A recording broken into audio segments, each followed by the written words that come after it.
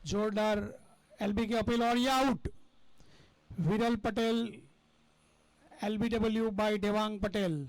लगातार 3 गेंद देवांग पटेल ने लैंड से की थी, ये गेंद थोड़ा सा ऊपर चालाकी से कर दी और विरल पटेल खेलने में नाकामयाब रहे। 3 गेंदों में